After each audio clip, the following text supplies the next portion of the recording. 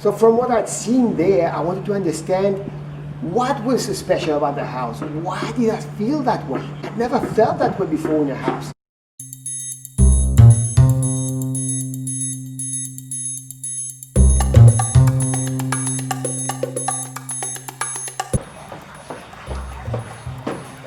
Hi guys, I'm Mario Guillot.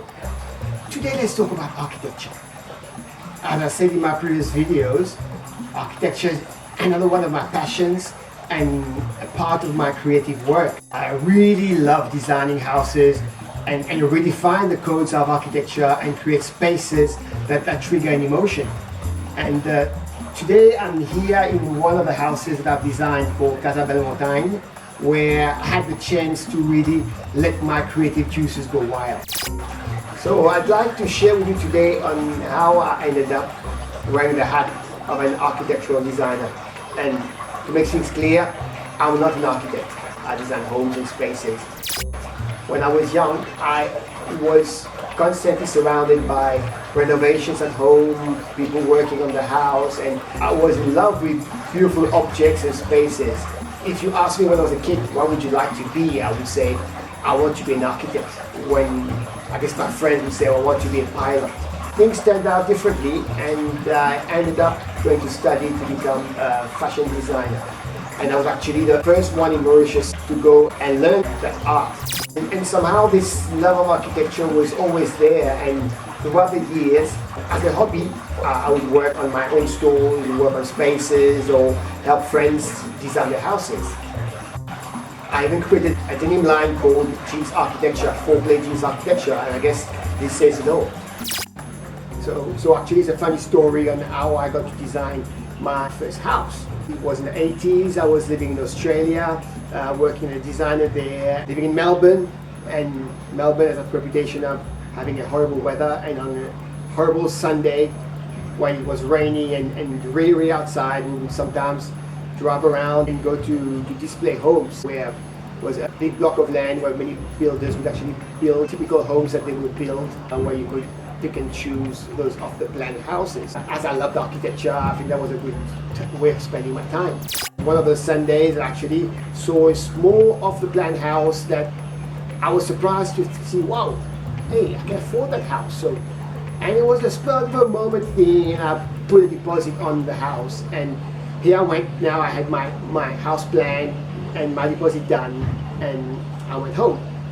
So now here I am at home at night in my bed with my new house plan, and this is where the designer took over, of course, and I thought, hey, what if I drop that wall here, make the house, open that room a bit better, and have a sunken lounge? What if I had a high ceiling instead of normal ceiling in the lounge? What if I had a bigger window that I can see outside more? And here I go with my pen and start modifying those plans, and the next day, very proud me, went to see that builder and say, look, better idea on how we can do this house. This is what I want.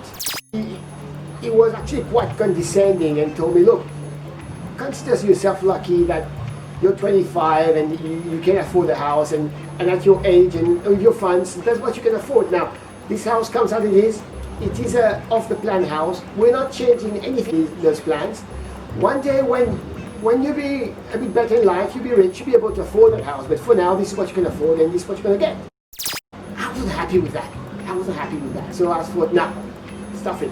I want my money back. And he was very happy to give me my money back, because he thought, these guys, I'm going to have trouble with him. So I don't want this kind of client, so give me my money back. And this is when I started thinking, hey, I want to build my own house. And in Australia, no one, if you're unless you're really rich, no one really goes to see an architect to build his own house.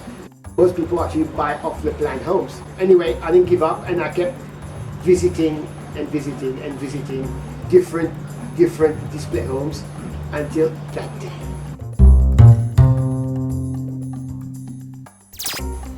So one day, I went to visit a different kind of display home.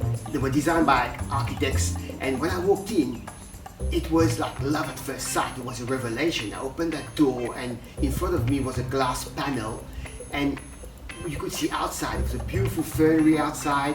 There was There was a sun that was oozing into the house. You could feel the cool breeze. There was textures, there were floorboards. They had a clear story from the roof where the light could come in. And there was an undeniable feel-good factor that I'd never experienced before. And I really wanted to know what made this house so special. So from what I'd seen there, I wanted to understand what was so special about the house. Why did I feel that way? I'd never felt that way before in a house. So this is how I learned about passive home design, about how the sun rises in the east and sets in the west, and how when you're in the southern hemisphere in summer, the sun goes over your roof, and slightly to the north, so that a little bit of sun in, but most of it will be blocked by your roof, so the house will be comfortable. And how you let ventilation to work in the house, that you need the air to come in and go out, and so you need two openings to freshen the place. And so you have to earmark where the wind comes from and where the air comes from, and so the house is naturally ventilated. I took my pen, took my paper, and I started designing my first house. So guys, that's it for today. We'll tell you the rest of the story in the next episode. If you enjoyed this one, please click that subscribe button and the notification bell so you don't miss the rest of the story. And for today, it's bye-bye.